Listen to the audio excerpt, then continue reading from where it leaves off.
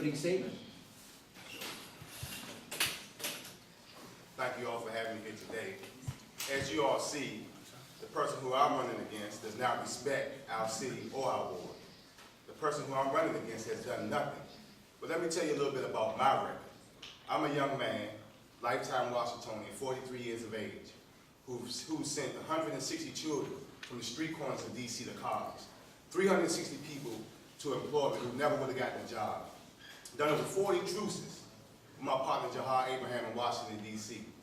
And I've gotten results, and I've fought and taught truth to power. And this same power that you see on TV every day is the power that I fought and put my life on the line against. And what the people need is the people's champion, somebody who's going to serve the people and not themselves. And I'm here today to tell you, it's a new day in D.C.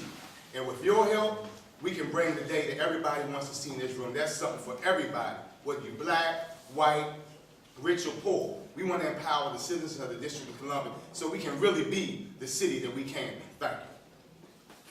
And you're running as independent from... No.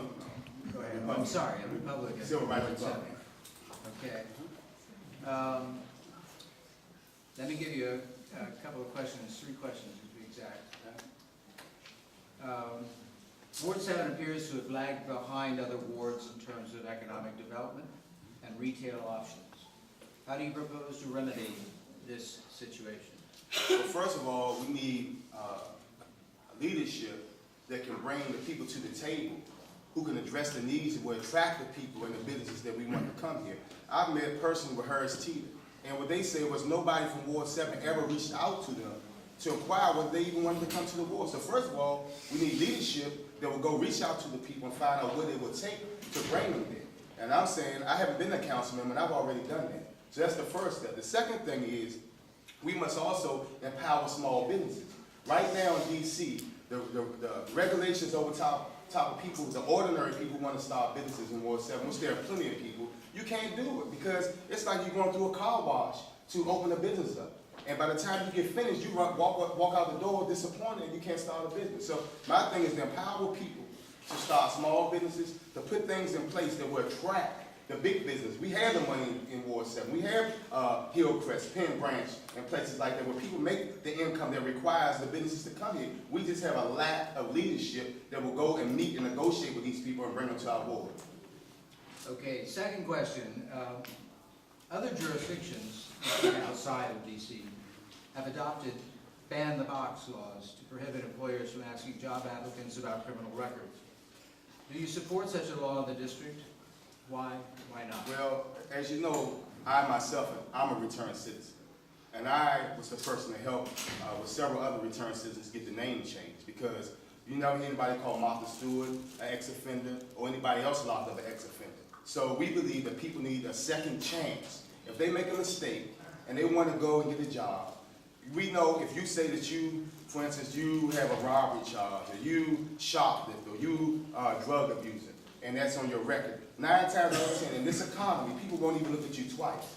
So we believe that you should get past the first step, and then you can bring up your record, at least get a fair interview where a person might hire you. And in this day and time, I think in the ward I'm in, 50% or 60% of the returned citizens are unemployed.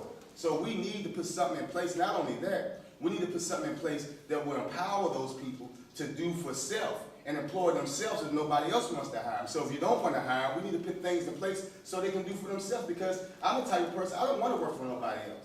If it's not working for the people, I'd rather have my own business. So most of the people that I know, that's what they want to do. So what are we going to do to create those type of opportunities for them? I should better take you back time too, since you're not here. That's the bonus you get for the candidate not showing up. Okay. Final question for Mr. Bowden. Can you name a vote by the D.C. Council in the previous year that you disagree with? Well, one of them is the lottery vote. How do you take something that was won, pull it back, and then pass it through to your friends?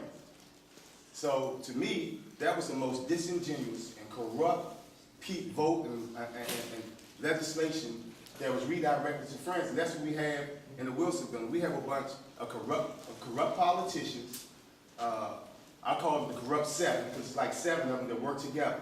and they work together to go against the will of the people, and they deceive the people to think that they're there to serve their interests, but they don't.